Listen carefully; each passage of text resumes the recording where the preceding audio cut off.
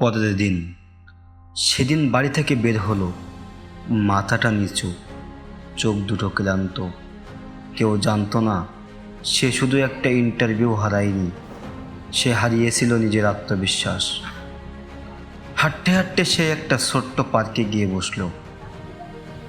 চারপাশে অনেক মানুষ, কেউ হাঁটছিল, কেউ দৌড়াচ্ছিল, কেউ বই পড়ছিল।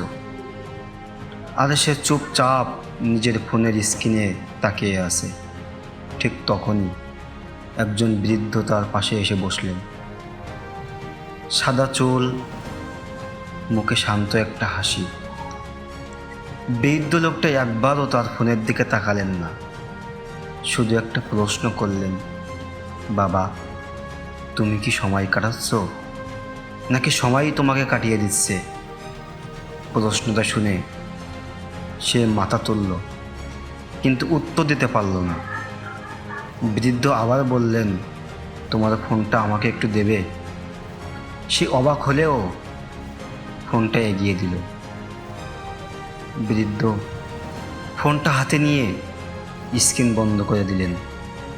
তারপর বললেন, এখন বলো, এটার ভেতরে কি আছে যেটার জন্য তুমি নিজের জীবনটাকেও অপেক্ষা করিয়ে রাখো? সে চুপ, একদম চুপ।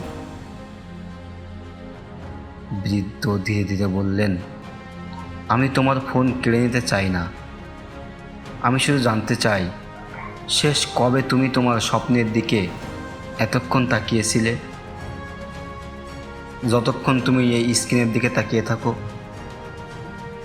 বৃদ্ধ উঠে দাঁড়ালেন। হাঁটতে হাঁটতে শেষবারের মতো ফিরে তাকিয়ে বললেন, মনে রেখো, যে মানুষ নিজের মনোযোগ হারিয়ে ফেলে সে একদিন নিজের ভবিষ্যতও হারিয়ে ফেলে।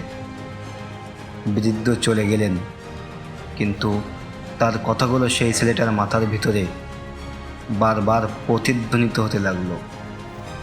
সে ধীরে ধীরে নিজের ফোনটা হাতে নিল, স্ক্রিনটা অন করলো, তারপর আবার বন্ধ করে দিল। প্রথমবারের মতো তার মনে হলো সমস্যাটা ফোন নয়, সমস্যাটা আমি। বন্ধুরা, 3 নম্বর পার্ট শেষ হলো। 4 নম্বর পার্টে আসবে, ছেলেটা বাড়ি ফিরে নিজের পুরনো একটি ডায়েরি খুঁজে পাবে। সেখানে কয়েক বছর আগে লেখা একটি বাক্য জীবন বদলে দেবে। তো আশা করি সে পর্যন্ত সকলে ভালো থাকবেন। দেখা হবে অন্য কোনো ভিডিওতে।